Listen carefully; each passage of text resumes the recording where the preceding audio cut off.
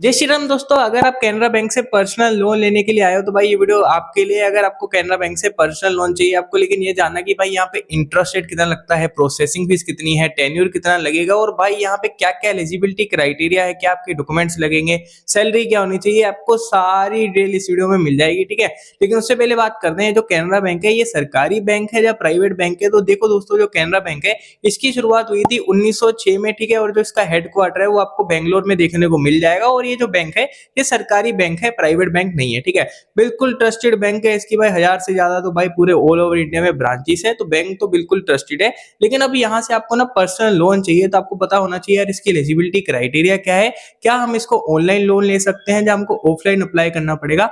तो मैं आपको बताता हूँ, देखो यहाँ पे ऑनलाइन लोग ना यूट्यूब पे बहुत बता रहे हैं कि आप कैनरा बैंक की वेबसाइट पे चले जाइए, यहाँ पे आपको लोन मिल जाएगा। हाँ भाई, यहाँ पे पर्सनल लोन का ऑप्शन तो आता है, लेकिन यहाँ पे आपको पूरी डिटेल भरनी होती है। आप क्या काम करते हो, आपकी सैलरी कितनी है, आपकी एज कितनी है, कहाँ पे रहते हो, सारी डिटेल आपको भरनी पड़ती है। लेकिन एंड में जब आपका लोन अप्रूवल होता है ना, जब आपको डिसबर्समेंट मिलेगी उससे पहले आपको ब्रांच में विजिट करना ही पड़ेगा। घर बैठे अगर आपको है कि कैनरा बैंक से लोन मिल जाएगा तो क्षमा चाहता हूँ, लेकिन ऐसा नहीं है। ठीक है, 90% सिनेरियो में आपको भाई ब्रांच में एक बार विजिट करना ही पड़ेगा और उनके बैंक मैनेजर से आपको बात करनी पड़ेगी कि भाई मैंने ये सब डिटेल भरी थी और मेरा इतना लोन अप्रूव हुआ है तो इसको आप सैंक्शन कर दीजिए। ठीक है, तो ऐसा आपको वहां पे जाके बताना ही पड़ेगा, नहीं तो आपका यहाँ पे लोन अप्रूवल नहीं होगा। ठीक है, चलो ये तो भैया ठीक है, लेकिन यहाँ पे इंटरेस्ट रेट कितना लगता है तो इंटरेस्ट रेट देख सकते हो यहाँ पे 10.95% से इसकी शुरुआत हो जाती है। ठीक है, जो कि बहुत डिसेंट है यार, 10-11% पे आपको इंटरेस्ट रेट पे लोन मिल रहा है।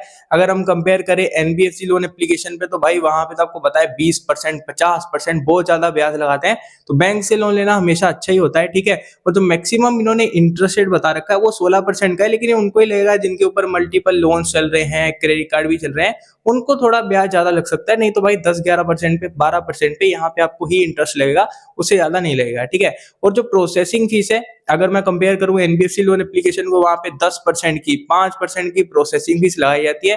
लेकिन कैनरा बैंक में 0.5% से लेके केवल 1% की आपको प्रोसेसिंग फीस लगेगी। लेकिन एक चीज याद रखना, यहाँ पे ना लोन अमाउंट कम नहीं है। ठीक है, एनबीएफसी लोन में क्या होता है 1 लाख का, 2 लाख का लोन मिलता है, यहाँ पे आपको मैक्सिमम 10 लाख रुपए का भी लोन मिल सकता है। बात करते हैं टेन्योर की, तो टेन्योर भी काफी फ्लेक्सिबल है। देखो भाई 1 साल से लेके 7 साल का यहाँ पे आपको टेन्योर मिल जाता है। 1 साल का उनको ही टेन्योर मिलेगा जिनका लोन ज्यादा अप्रूव नहीं होता, 50,000 का, 1 लाख का होता है। ठीक है, लेकिन अगर आपका यहाँ पे लोन 5 लाख का अप्रूव हो जाता है तो आपको अच्छा खासा यहाँ पे टेन्योर भी देखने को मिल जाता है। ठीक है, और जो आपकी मिनिमम एज होनी चाहिए वो 21 साल होनी चाहिए, तभी आप यहाँ पे लोन के लिए अप्लाई कर सकते हो। एंड आपकी सिविल स्कोर कितनी होनी चाहिए, अगर आपकी सिविल स्कोर 700 से ज्यादा है तो आपको यहाँ पे इजीली लोन मिल जाएगा। बात करें डॉक्यूमेंट्स की तो देखो यार नॉर्मल डॉक्यूमेंट्स लगेंगे, आपका आधार कार्ड लगेगा, पैन कार्ड लगेगा, लेकिन साथ में आपकी बैंक स्टेटमेंट भी मांगेंगे। और कुछ कुछ सिनेरियो में भाई ज्यादातर तो मांगते हैं आपका आईटीआर, अगर आप एक सेल्फ एम्प्लॉयड हो। नहीं तो अगर आप एक सैलरीड पर्सन हो तो आपको 3 महीने की अपनी सैलरी स्लिप भी यहाँ पे दिखानी पड़ेगी। ये सब चीजें बैंक ने बता रखी है। और साथ में एंड में ये भी बता दो आपकी मिनिमम इनकम कितनी होनी चाहिए। देखो चाहे आप गवर्नमेंट में भाई जॉब करते हो, चाहे भाई आप प्राइवेट में जॉब करते हो, आपकी जो मिनिमम सैलरी होनी चाहिए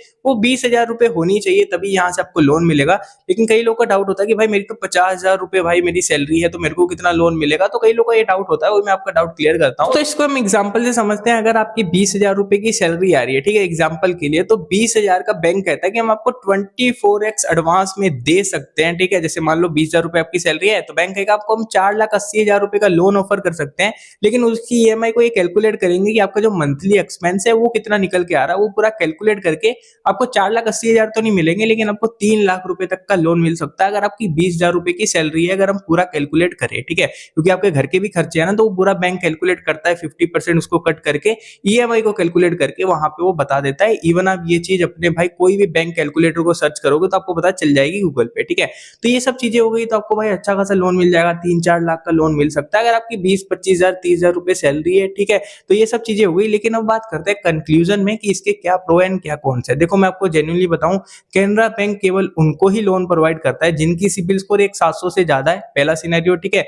और जो गवर्नमेंट के एम्प्लॉई है, मैं ये नहीं कह रहा कि ये प्राइवेट वालों को लोन नहीं देते, देते हैं, लेकिन भाई देखो जिनकी गवर्नमेंट की जॉब होती है ना, उनको बैंक बहुत इजीली लोन दे देता है। और दूसरा सिनेरियो ये है कि लोन सिर्फ उनको ही अप्रूव होता है जिनका बैंक अकाउंट कैनरा बैंक में है। अगर आपका बैंक अकाउंट कैनरा बैंक में नहीं है, अगर आपकी सिविल स्कोर बहुत अच्छी है, तब भी हो सकता है कि आपका लोन अप्रूव ही ना करे। क्योंकि भाई देखो, अगर हमको उनके बैंक अकाउंट में बैंक है, ठीक है, कैनरा बैंक में फॉर एग्जांपल, तो उनको सब पता है आपके पास कितनी बैंक की ट्रांजेक्शन हो रही है, आपका आधार कार्ड क्या है, पैन कार्ड क्या है, आपकी जॉब की भाई जो सैलरी आती है वो कब आती है, तो कैनरा बैंक को सब डिटेल पता है, ठीक है। तो वहां पे बहुत ईजी होता है, वहां पे वो प्री अप्रूव्ड भी लोन ऑफर कर देते हैं और साथ में अच्छे खासे इंटरेस्ट रेट पे उनको अप्रूव कर देते हैं। तो कंक्लूजन में बस इतना ही कहना चाहूंगा, अगर आपको कैनरा बैंक से लोन लेना है, इजीली लोन ले सकते हो, लेकिन आपका वहां पे बैंक अकाउंट होना चाहिए, तभी यहाँ से आपको लोन मिलेगा, नहीं तो चांसेस बहुत कम है। एंड आज साथ में आपको भाई ना ब्रांच में जाना पड़ेगा। कई लोग यूट्यूब पे बता देते हैं, ब्रांच पे जाने की आवश्यकता नहीं है, ब्रांच पे आपको जाना ही पड़ेगा, ठीक है। कुछ एडिशनल चीजें भी बता देता हूँ, क्या यहाँ पे पेनल्टी चार्जेस लगते हैं। तो जी हाँ, अगर यहाँ पे कोई भी आप लोन को डिफॉल्ट कर देते हो ना बैंक के, तो आपको यहाँ पे 500 रुपए का पेनल्टी चार्जेस, जो बाउंस चार्जेस होते हैं, वो लग जाएंगे, ठीक है। एंड अगर आपके पास पहले ही पैसे आ जाते हैं, आप कहते हो कि यार मेरे को ना अपना लोन को फोरक्लोज करना है, तो उस पर कोई चार्जेस लगेंगे? जी नहीं, यहाँ पे कोई भी फोरक्लोजर के चार्जेस देखने को नहीं मिलते, ठीक है। बस दोस्तों, मैंने कैनरा बैंक का पर्सनल लोन का रिव्यू करके आपको बता दिया। तो अगर आपको वीडियो थोड़ी भी हेल्पफुल लगी हो तो इस वीडियो को लाइक और मेरे चैनल को सब्सक्राइब करना मत भूलना। तो बस आज की वीडियो में इतना था, मिलते हैं फिर आपको अगली वीडियो में। जय हिंद, जय भारत, वंदे मातरम।